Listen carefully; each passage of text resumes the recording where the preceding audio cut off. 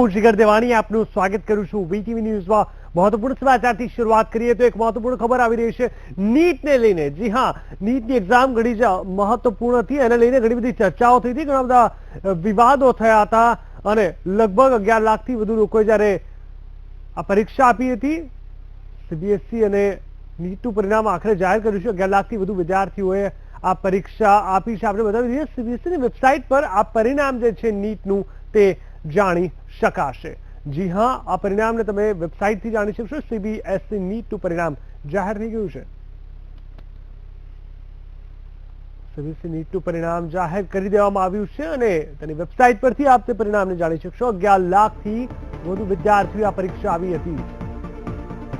નીટની એક્ઝામ, તેની ભાષા, તેનો સમય, અચાનક જ તેમાં આવેલા બદલાવ, તેની જે ફરજિયાતપણું, આ તમામે તમામ વસ્તુઓને ક્યાંક ને ક્યાંક વાલીઓ અને વિદ્યાર્થીઓ મૂંઝવણમાં મુકાયા હતા। ત્યારબાદ આ મુદ્દો વધુ ગરમ થયો હતો અને ત્યારબાદ આખરે નીટની એક્ઝામ કમ્પલસરી કરવી કે શું, કઈ ભાષામાં કરવી, કેમ કરવી, કેમ ના કરવી, કેટલા લોકોએ આપવી જરૂરી છે, કેટલા પર્સન્ટેજ હોવા જોઈએ, આ તમામે તમામ વસ્તુ છે।